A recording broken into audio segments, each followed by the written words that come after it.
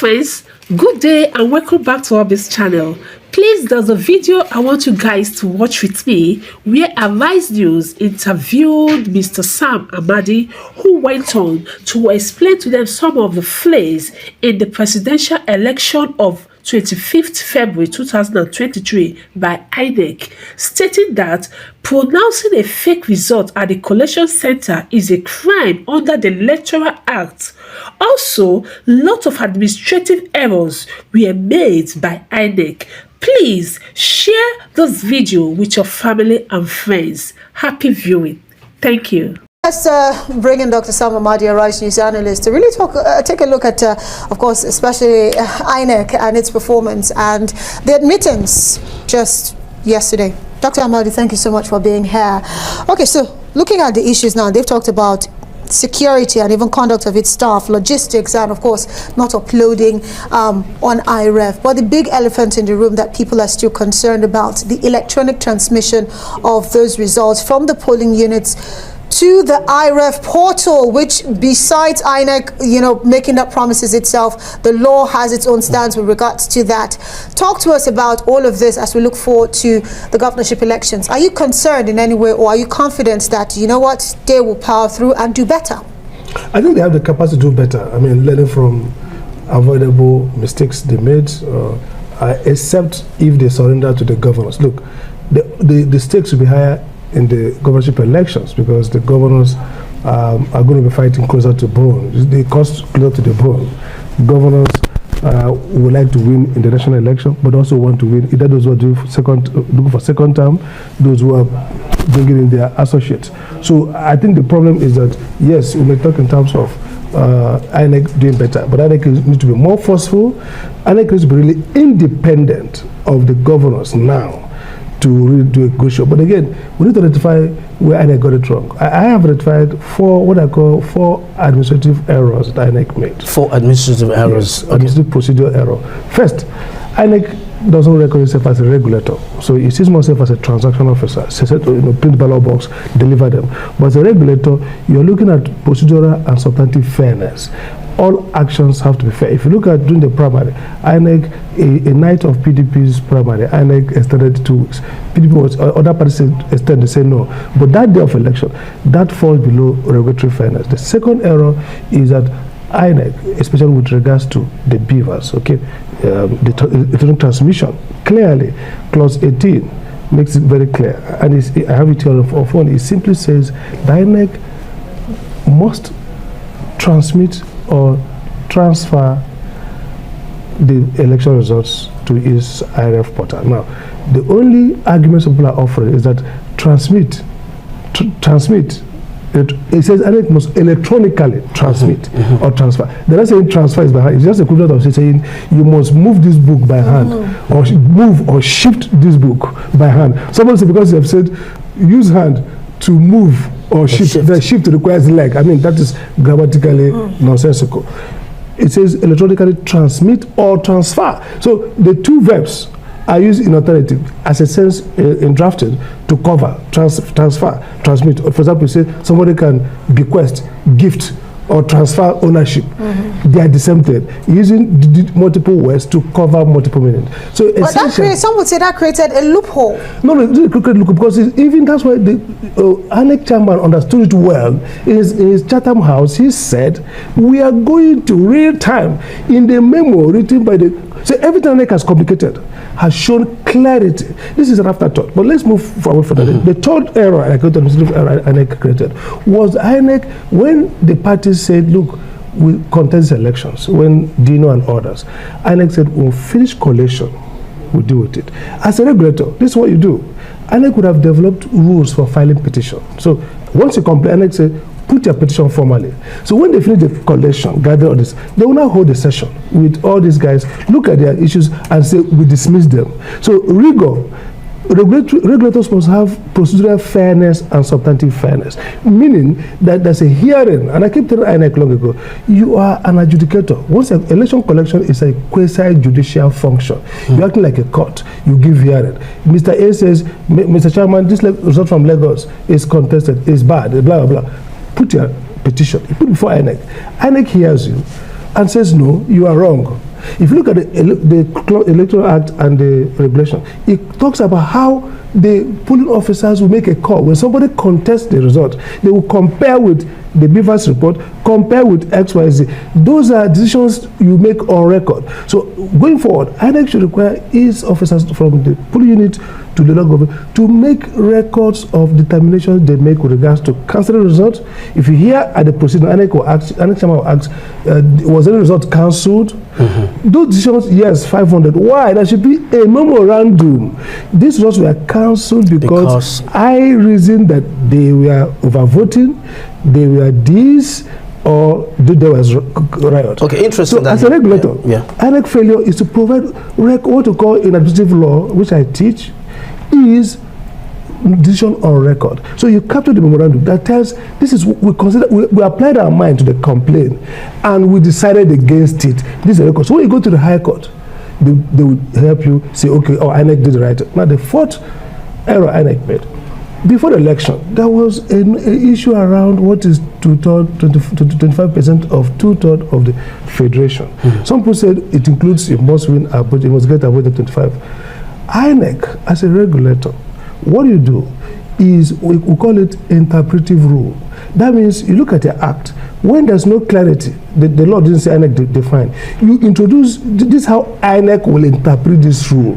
So all the parties know that if this happens, INEC will apply this rule. So INEC kept playing dead brain.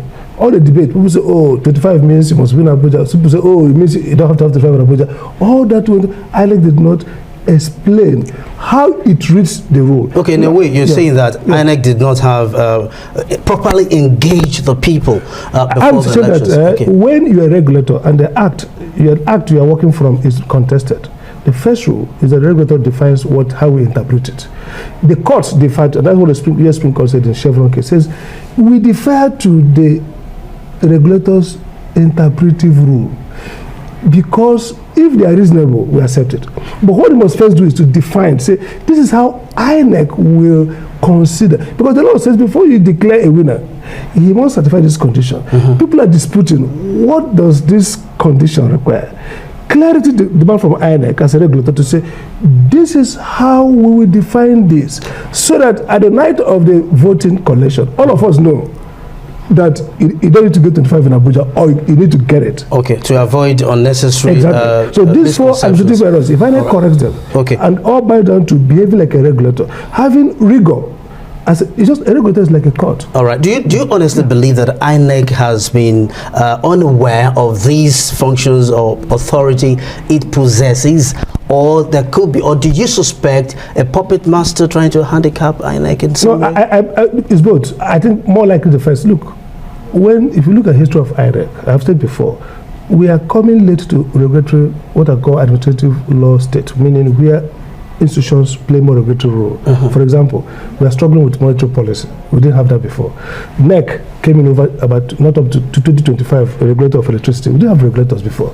Ministry do things. So the way INEC has considered themselves from FEDECO, from FEC, is transaction. There's a vote, there's election. You make sure the ballot box arrives on time, you print the ballot paper, you count the votes, you go away. But their job is actually regulatory. And I give you several instances. For example, if somebody complains that vote didn't happen in their place, or violence, they came and knocked them and they didn't vote, will I just say, okay, fine, elections has no, look at it. You know that up until when Biden was sworn in, some districts in the US were still didn't recount, because their rules are specified if there is this number less than this, it will recount. They are still doing audit, and the numbers keep shifting. You see, okay, after this, they have audited it, because they laid the rules. Everybody knows what rules to trigger. Once the elections, you don't like it, you straight go and file that day. If you look at what happened in Florida, everywhere there's crisis, even in Philadelphia, what happens is that the parties already know that there are filings they can do to challenge the recount, and they'll meet the board, the council board will meet and decide. They say no, we'll go ahead. They will decide. They give you 2 hours, 3 hours deliberation, and your lawyers will come and address them. So they make a decision rigorously, fair hearing, not the one that maybe didn't know we shout. Fair hearing is the word, because every INEC collecting result is acting a quasi-judicial manner. And Section 36 of the Constitution, which is fair hearing, triggers. You don't have to do fair hearing like court, call witnesses. You just ask, okay, file this petition, your challenge. P2B, you say, Labour Party, you said you won this area, this was cancelled. Okay, bring it. They sit there. And that's all of this should have been done before a winner. Before you certify, because when you are certified, it's a judicial process that this is okay.